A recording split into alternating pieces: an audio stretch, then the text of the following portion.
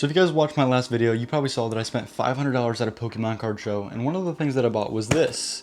Now this is a Zion Case book bag. Now when I first bought this thing, I definitely thought there was no way I spent $190 on a just carrying case slash backpack, but here we are, and now that I've had time to go to a Pokemon card show and kind of walk around and see how I liked it, I have a final opportunity to give you guys my honest review. So today we're gonna see if I wasted my $190 or if I think this backpack is actually worth it. So let's get into today's video. So today I'm gonna show you guys exactly what I can fit in it and if I would buy it again, see if it's actually worth the $190. I'm gonna show you guys exactly what I like about it, what I don't like about it, and whether I would actually buy it again. So before I bought this bag, this is basically what I was dealing with. I had a bunch of binders, boxes, bags, just carrying stuff in, another case. Now when I saw this for $190, I had some pretty high expectations, as you guys can imagine.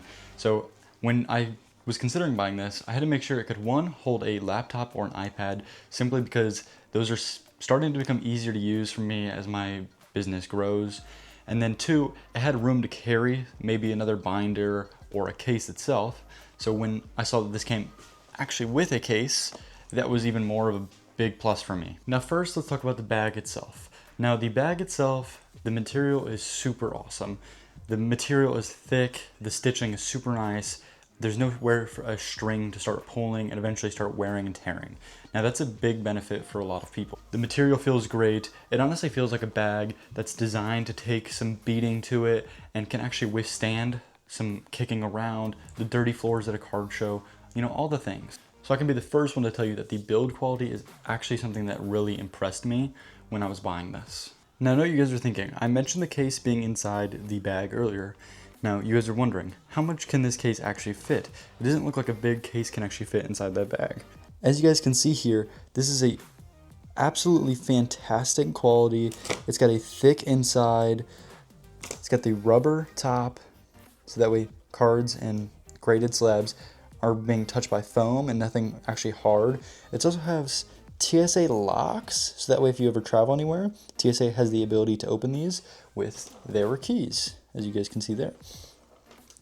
Now, I will mention that this case can hold up to 45 to 48 graded slabs. So this is definitely on the smaller end on case sizes, but it is definitely a perfect case for somebody in the mid-range to lower range, just kind of not getting started, because this is definitely a more advanced than just getting started. It's definitely a good mid-tier option for those of you who are almost through your Pokemon career, getting to that higher end stuff. Now, as you guys saw in my clip earlier, you saw that the case has straps inside of the bag. Now, underneath the case, we can actually fit another binder on there, and then we can put the case on top of this, so you can still strap it and everything. It'll still fit, but you can also put a binder underneath. I actually put my 5 and under binder in here, just because those are cards that are less likely to go inside my case. And then right here, as you guys can see, now this is for a charging port. Now, what this does is right on the outside there, you see the charging port clip. You put a charger in there, you put your phone inside of this little pocket holder right here, and then you now have a charging supply. The block goes on the inside, and bam, your phone is now charging, or whatever device you want is now charging. Now I know you guys are thinking, all right, now where do I put my hard sleeves and my penny sleeves? Well, you can either decide to put them on the inside of here, which I would personally not recommend if you are putting a binder and a case inside the zip up here. I would actually recommend putting them on the outside in here, kind of fits a little better. Or you can even use one of the side pockets too for a drink. Instead of using a drink, you put your hard sleeves and penny sleeves in there. Now, like I said earlier, the biggest piece for this is that knowing I don't have to carry 5 different things into a card show. I have one bag and maybe another hand on 1 or 2 more binders, right? It's no longer 3 different trips carrying 10 different binders. This kind of slims it up a little bit and makes it way easier because one, it's on your back, so it's much easier to carry overall on your back. It's not gonna slip. You're not gonna think it's falling out while you're walking half a mile to the card show, right? Now for this next part, we're gonna actually pretend like I'm getting ready for a card show. We're gonna pack everything in this bag as much as we can and see how much we've actually sized down our carrying case. So we went from, the beginning clip, 5 binders, right? 5 or 4 binders, and then a case. So what we're gonna do here is we're gonna pack as much stuff as we can in here and see what we can go through. See if we can make it 1 less trip, 2 less trips, however many less trips. So here is our bag here, completely ready to go. Now you guys are wondering what is in every single compartment here. So we're gonna go through all of them, see what we can fit in inside of each one, and go from there. Cord, as we spoke earlier, plugged into here, and with the battery pack on the inside, charging the phone. Now in that first little compartment, we have our case, as we spoke earlier. And then right underneath, it's kind of hard to see, you can see our binder down there. And then inside of here, you could literally put a number of things. You can put your phone if you don't want to charge it, your wallet, your keys, whatever you want, whatever you need to. Or you can even put penny sleeves in there. Now I have tried to put stuff in here. The things that fit best in here, especially these 2 small pockets are here, are going to be your Sharpie pens. So you can have extra markers, Sharpies, whatever it is, to price your stuff while you're at the card show. That's obviously different for everyone. Everybody has different methods, but I personally like to use the Sharpie and sticker method. In this compartment here, we have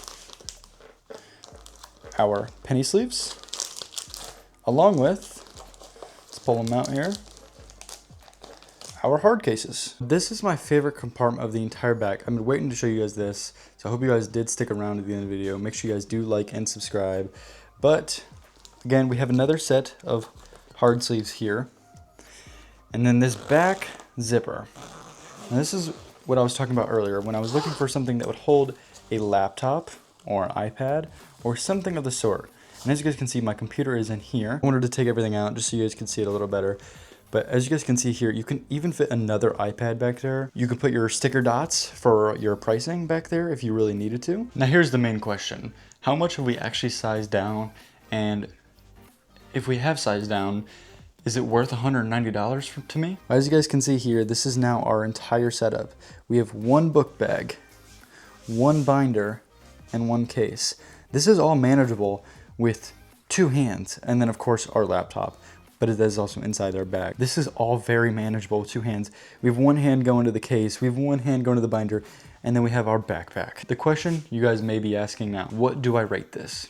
Was it worth the $190? Now we're gonna give this 5 different ratings. Number 1, we're gonna go with value. Number 2, storage. Number 3, comfort. Number 4, the build, and the obvious overall. Now in terms of value, I'm probably somewhere in the lines of a 6.5 to a 7. $190 is a lot of money for a backpack and a case, but Zion is a good company. They're very, very popular and highly recommended amongst the highest vendors. So you definitely cannot go wrong with many things Zion. There's not many products out there that are Zion that I believe are truly bad. Number 2, we have storage. On terms of storage, we have dropped down from 4 binders down to 1 because they all fit inside a case or 2 cases and another binder. To me right there, that makes this more worth it. On storage alone, I'm probably at a 9 out of 10. It fits everything I need to, the computer, an iPad, my phone, has something to charge it with, a drink, penny sleeves, Sharpies, you name it, it holds it. Now here's another big question, comfort. When it is fully packed, it's definitely not the most comfortable thing on your back. It becomes heavy and it sucks. On terms of like, if you're not feeling it to the very max, comfort wise, it's probably an 8 out of 10. Could be a little more comfy. The padding could be a little bit better on the back, especially with the case. It kind of does dig into your back a little bit, but not bad enough to be like, wow, this definitely is hurting the value overall. The build, I hyped this up crazy in the beginning of this episode. Build 9 out of 10 easy. It might even be a 10. It's super clean. The fabric on it is super thick. It should take some damage to it and still have no scratch marks, no rips, nothing like that. I think this could take a very good beating and still be okay. My overall, I'm probably gonna have to be in the lines of an 8.5. Because do I think $190 on a case / book bag is insane? Absolutely. And I don't think anybody in their right mind should casually spend $190 on a book bag. Now, if you're very serious about vending and you just want some extra help, you don't have people helping you carry things in, it's definitely a good alternative to a cart or, you know, a wagon. And if we're being completely honest for what I use it for, it is absolutely perfect for what I need it to do. Obviously, the biggest downside is just the price. At $190, it's got a huge downfall. So I hope you guys did enjoy this video. I hope my opinion did help you guys decide if you think this is actually worth it or not. If you have any more questions, ask down in the comments below. I'm more than happy to answer them for you. Help you guys understand if this is actually worth it or not. And I hope you guys did enjoy, and I'll see you guys in the next one.